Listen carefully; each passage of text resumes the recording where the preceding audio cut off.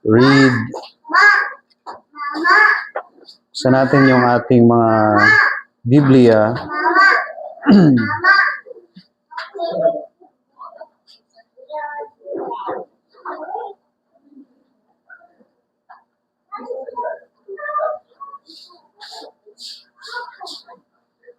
Let's read Proverbs chapter 11. Proverbs 11 verse 24 to 25.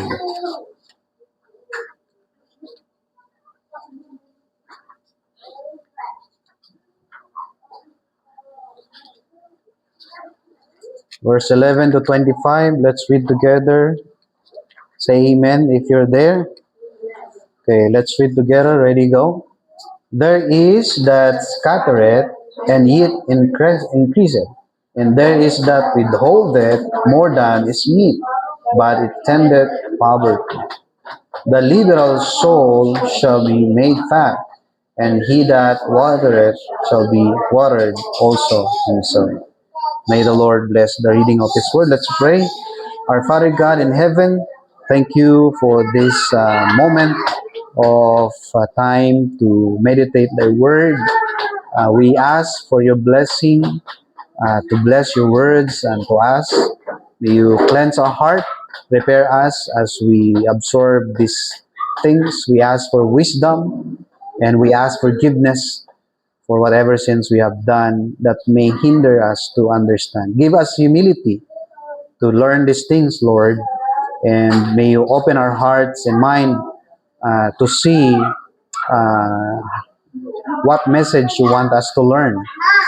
May we reflect ourselves from this, O God, and may only be for Your honor and glory. These things we pray in Jesus' name. Amen. You may be seated.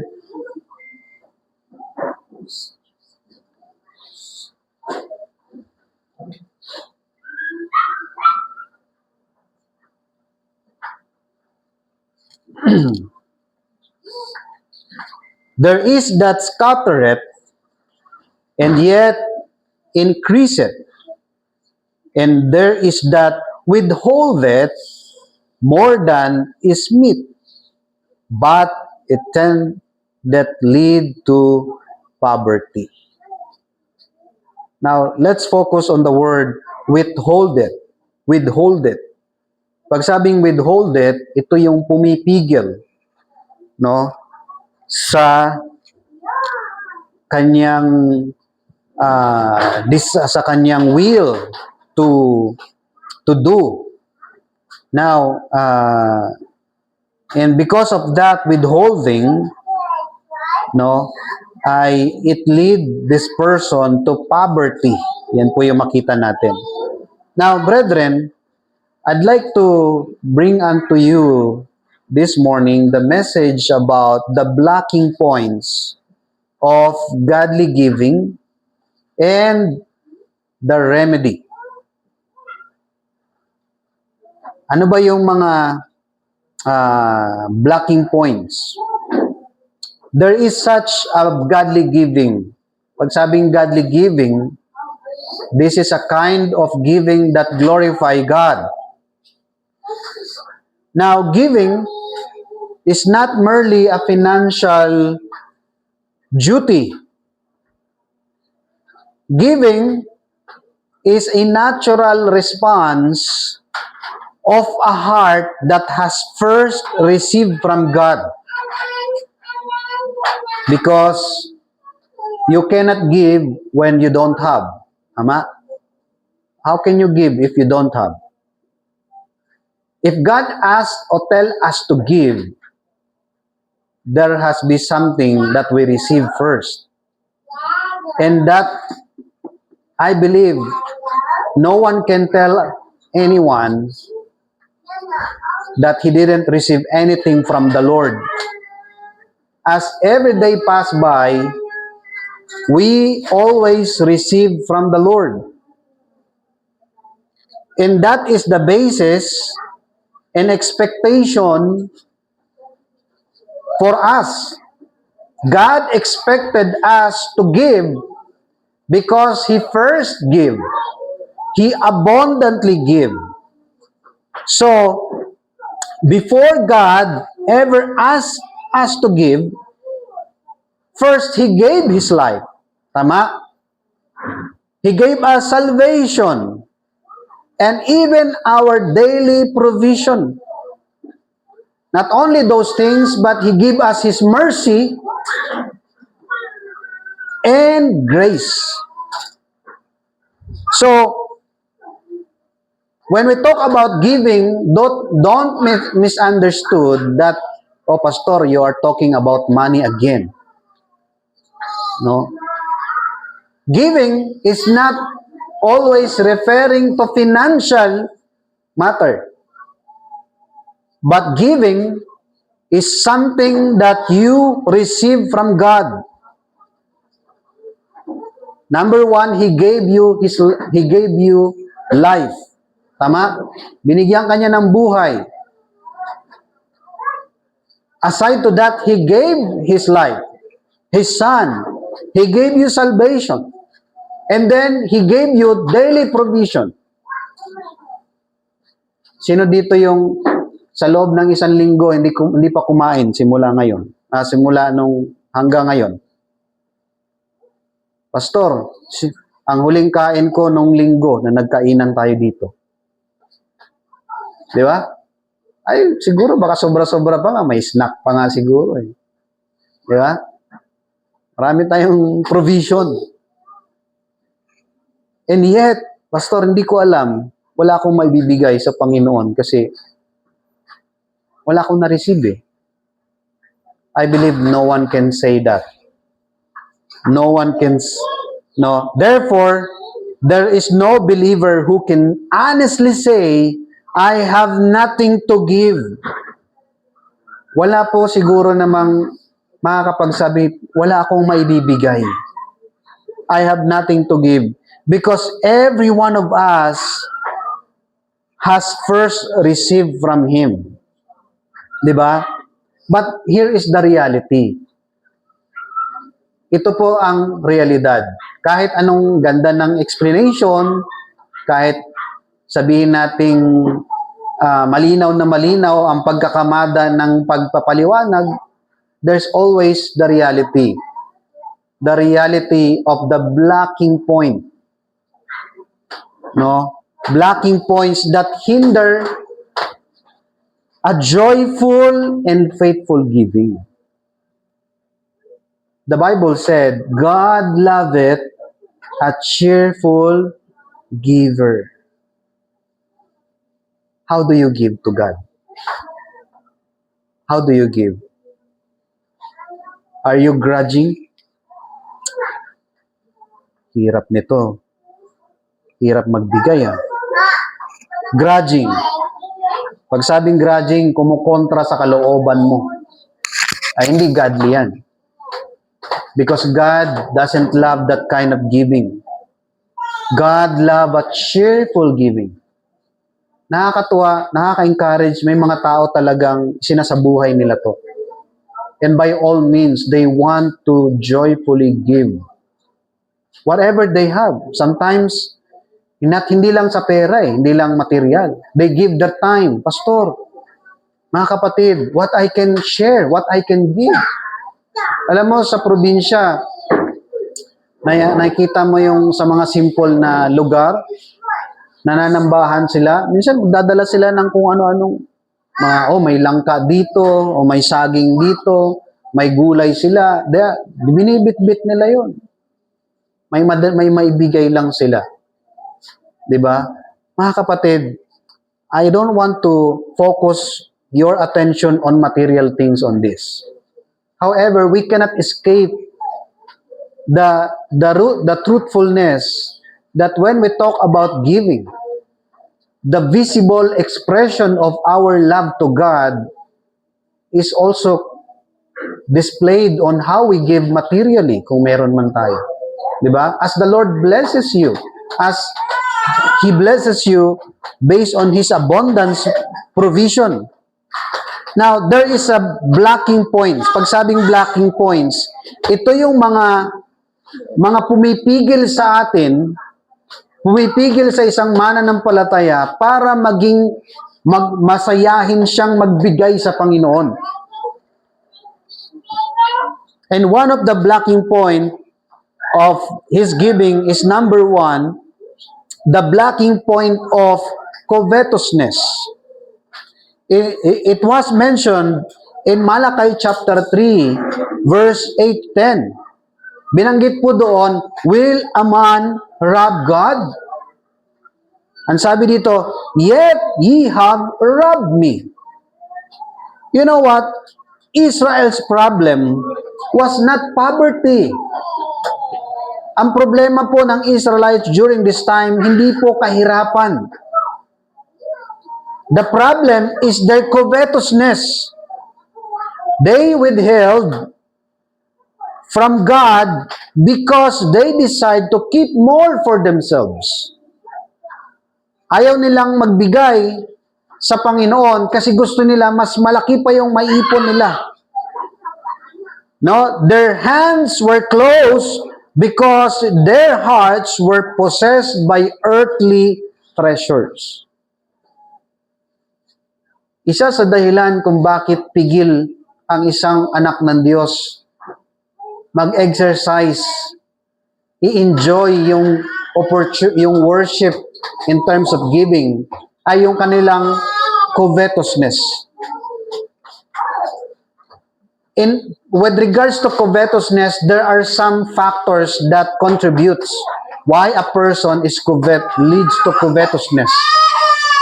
One of the reason bakit sila ayaw nilang bitawan, because of worry. They worried so much. No? You know what? Jesus warned in Luke chapter 12 verse 15, sabi doon, take heed and beware of covetousness.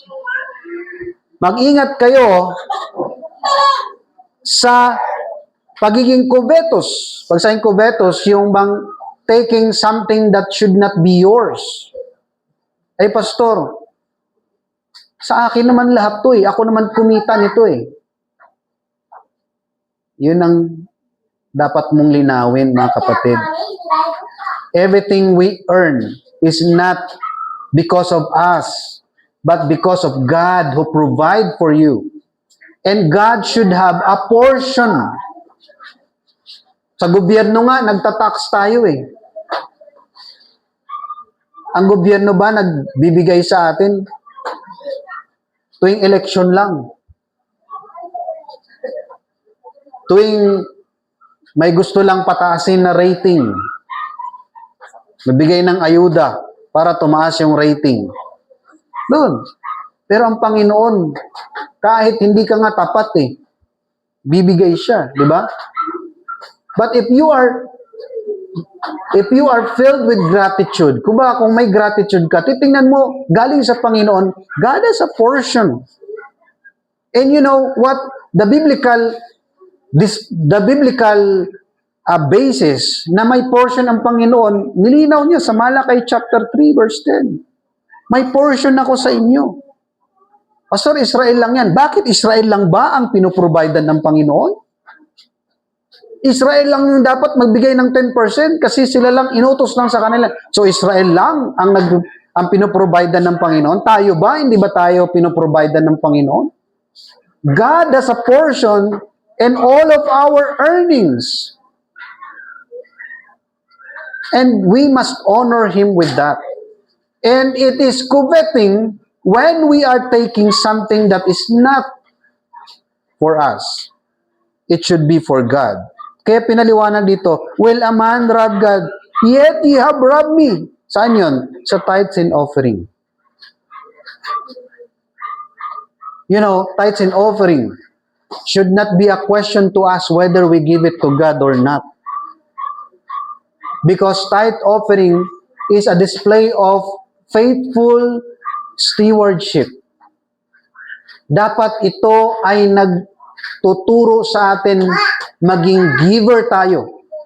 Tithes and offering is in the law to school us. Pag sabing school us, lecture, turuan tayo, parang bata. Dinadala natin sila sa school, sa paaralan, para matuto sila ng mga bagay-bagay. Tithes and offering is schooling.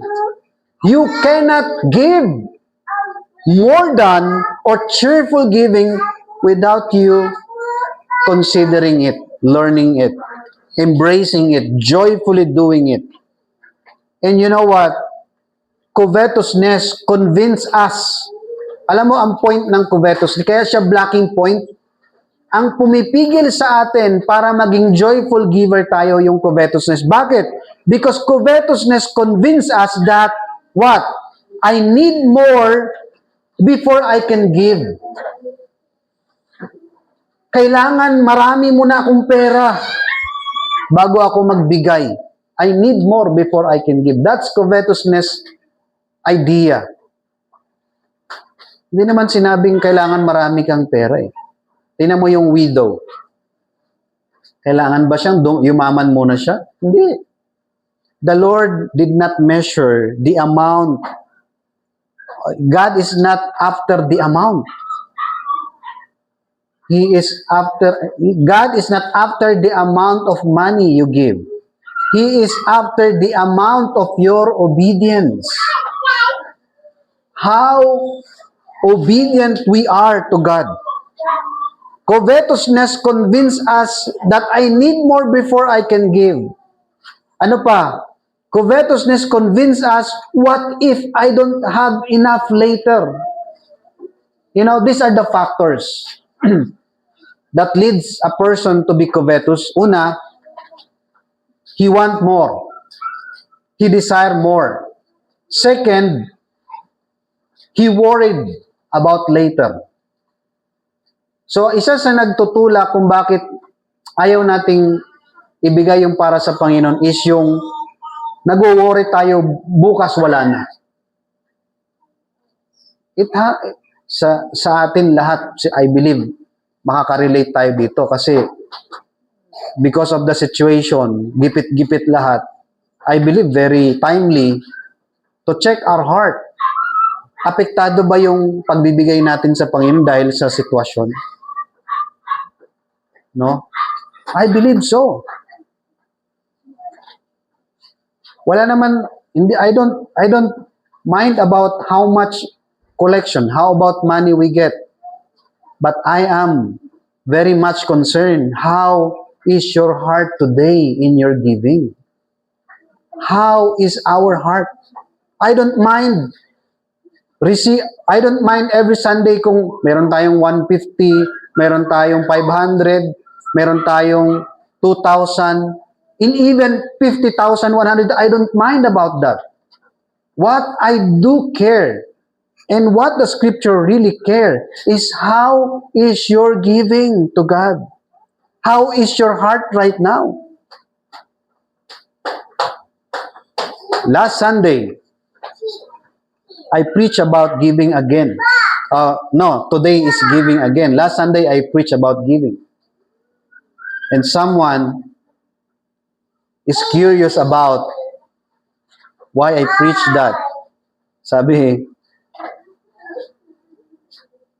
just to giving ang topic pero kumusta ang ating offering? And it seems like parang di yata akma.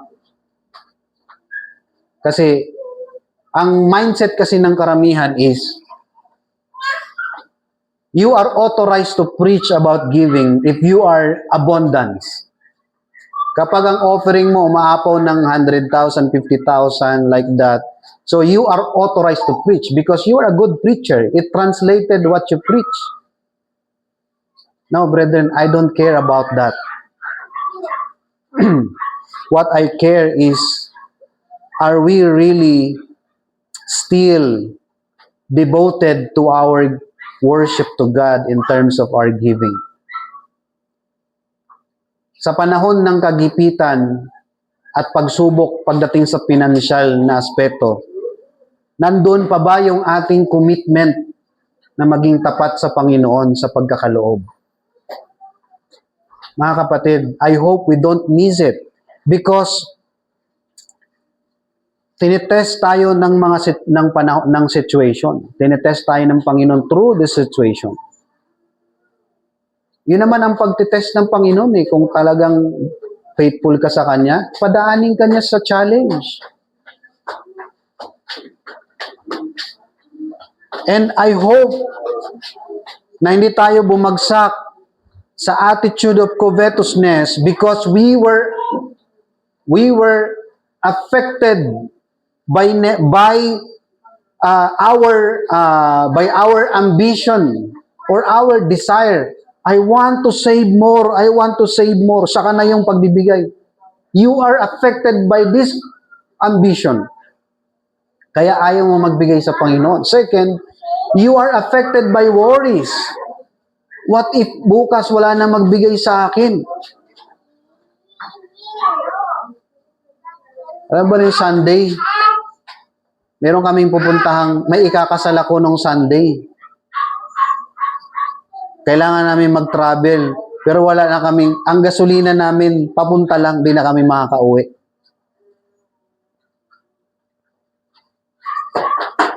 Pero di kami, napansin ko lang, ang tinuturo ng Panginoon sa amin sa panahon ng kagipitan, ay yung mapayapa ka kasi alam mo na God looks everything. He controls. Hindi namin pinag-aawayan yung mga yon. But we feel the hand of God is working. Ito yung reason kung bakit gusto ko siyang i-share. Bakit ito yung gusto kong ipangaral. Kasi I feel convicted that that difficulties, challenges should not hinder us to remain faithful or even explore more the blessings of obedience in terms of giving.